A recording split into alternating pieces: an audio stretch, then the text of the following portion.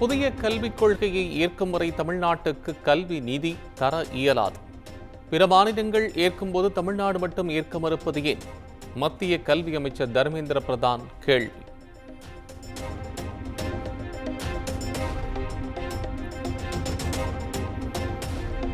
தமிழ்நாடு அரசு புதிய கல்விக் கொள்கையை வைத்து அரசியல் செய்கிறது. இருமொழிக் கொள்கை என்று தமிழக மக்களை குழப்புவதாகவும் மத்திய அமைச்சர் தர்மேந்திர பிரதான் குற்றச்சாட்டு.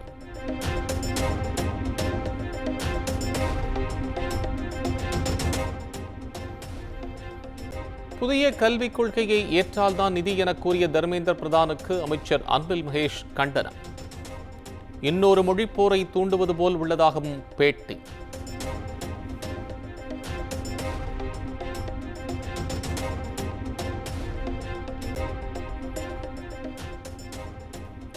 தமிழ்நாட்டை மத்திய அரசு வஞ்சித்து வருவதற்கு தர்மேந்திர பிரதானின் பேட்டியே சாட்சி.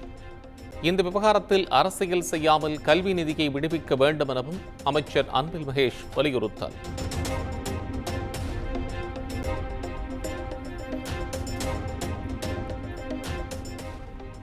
உத்தரப்பிரதேச மாநிலம் வாரணாசியில் காசி தமிழ்ச் சங்கமம் நிகழ்ச்சி தொடங்கியது. மத்திய அமைச்சர்கள் தர்மேந்திர பிரதான், எல் முருகன், உத்தரப்பிரதேச முதலமைச்சர் யோகி ஆதித்யநாத் உள்ளிட்டோர் பங்கேற்பு.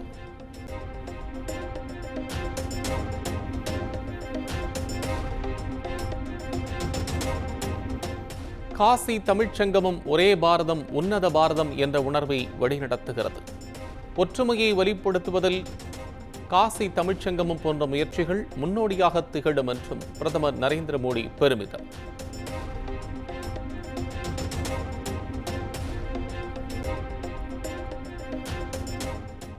மத்திய அரசு நிதியை தாமதமாக வழங்குவதால் திட்டங்களும் தாமதமாகிறது.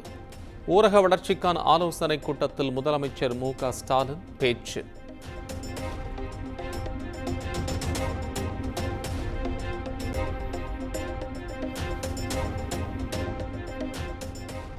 தென்னை விவசாயிகளுக்கு மிக விரைவாக பணப்பட்டுவாடா செய்திட உரிய நடவடிக்கை எடுக்கப்படும்.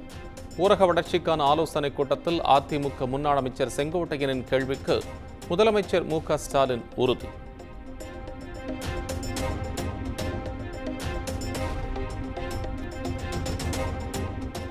பத்ம விருதுக்கு தேர்வான தமிழர்களுக்கு ஆளுநர் ஆர்.என். ரவி பாராட்டு விழா. நடிகர் அஜித், கிரிக்கெட் வீரர் அஸ்வின் உள்ளிட்டோர் பங்கேற்கவில்லை.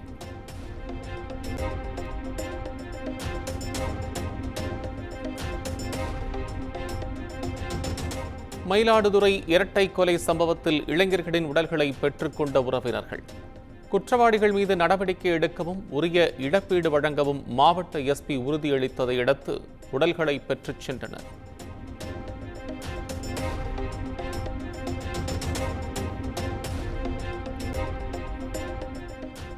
தவறு குறித்து புகார் அளித்தால் மிரட்டப்படுவதும் கொல்லப்படுவதும் தமிழகத்தில் வாடிக்கையாகிவிட்டதாக இபிஎஸ் கண்டனர். மக்களுக்கு முற்றிலும் பாதுகாப்பு இல்லாத அன்சேஃப் மாடல் அரசை முதலமைச்சர் நடத்தி கொண்டிருப்பதாகவும் விமர்சனம்.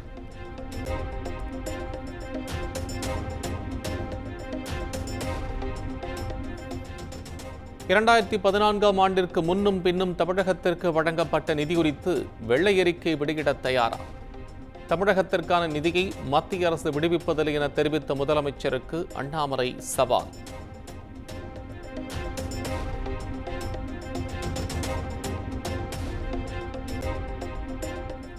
கல்வி உள்ளிட்ட பல்வேறு திட்டங்களுக்கு தமிழ்நாட்டின் மீது மத்திய அரசு ஓரவஞ்சனை செய்து வருகிறது. விசிக தலைவர் திருமாவளவன் குற்றச்சாட்டு.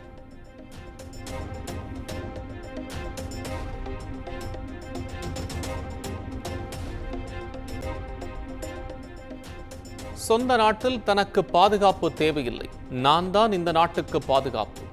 தாவேக தலைவர் விஜய்க்கு ஒய் பிரிவு பாதுகாப்பு அளிக்கப்பட்டது தொடர்பான கேள்விக்கு சீமான் பதில்.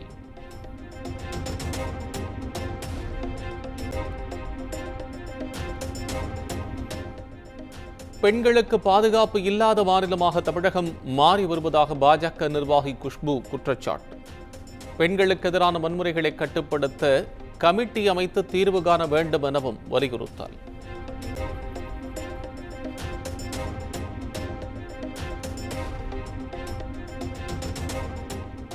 சாதியை நிலைநிறுத்தும் நோக்கத்துடன் சங்கம் தொடங்குவது சரியா என தமிழக அரசுக்கு உயர்நீதிமன்றம் கேள்வி. சாதிகள் இல்லையடி பாப்பா என சொல்லிக் கொடுத்துவிட்டு பள்ளி வாயிலில் சாதி பெயர் எழுதலாமா என்றும் காட்டம்.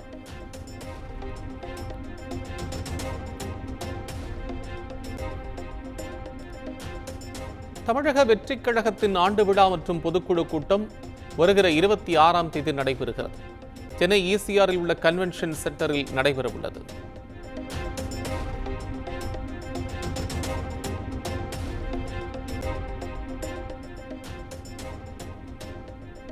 முன்னாள் முதலமைச்சர் ஜெயலலிதாவின் நகைகள் தமிழக லஞ்ச ஒழிப்பு போலீசாரிடம் ஒப்படைப்பு. கர்நாடக உயர்நீதிமன்ற நீதிபதி முன்னிலையில் 27 கிலோ தங்க நகைகள் ஒப்படைக்கப்பட்டது.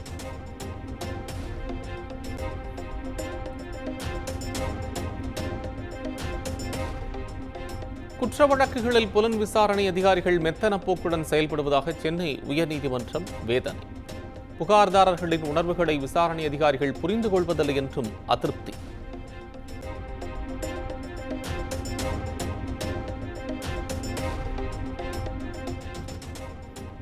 கோவில் நிலத்தில் வணிக வளாகம் கட்ட வெளியிடப்பட்ட டெண்டர் அறிவிப்பு திரும்பப் பெறப்படும். திருவள்ளூர் பூங்காவனத்தம்மன் கோயில் தொடர்பான வழக்கில் சென்னை உயர்நீதிமன்றத்தில் அறநிலையத்துறை உறுதி.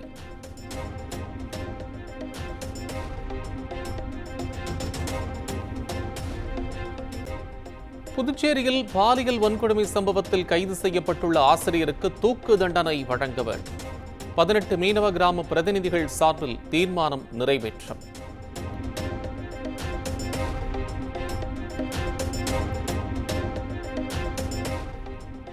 புதுச்சேரியில் மது பாட்டில்களை உடல் முழுவதுமாக டேப் போட்டு ஒட்டி கடத்திய நபர் கைது. 120 மது பாட்டில்களை பறிமுதல் செய்து போலீசார் தீவிர விசாரணை.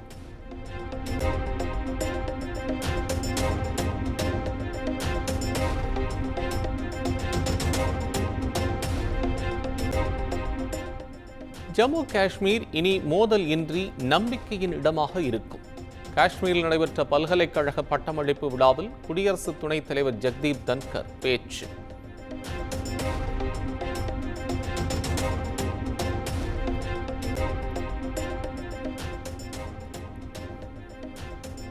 உத்தரப்பிரதேச மாநிலம் மகா கும்பமேளாவுக்கு நாள்தோறும் லட்சக்கணக்கானோர் வருவதால் அதனை மேலும் நீட்டிக்க வேண்டும். சமாஜ்வாதி கட்சியின் தலைவர் அகிலேஷ் யாதவ் வலியுறுத்தல்.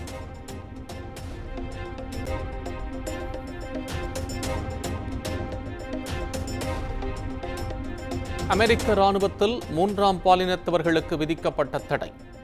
அதிபர் டிரம்பின் உத்தரவு அமலுக்கு வந்தது.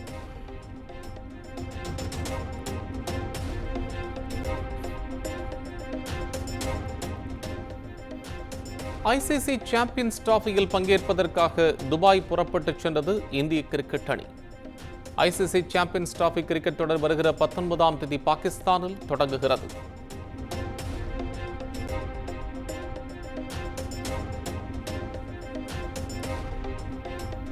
AR முருகதாஸ் இயக்கத்தில் சிவகார்த்திகேயன் நடிப்பில் உருவாகும் படம் குறித்த அப்டேட் விரைவில் வெளியாகும் என படக்குழு அறிவிப்பு.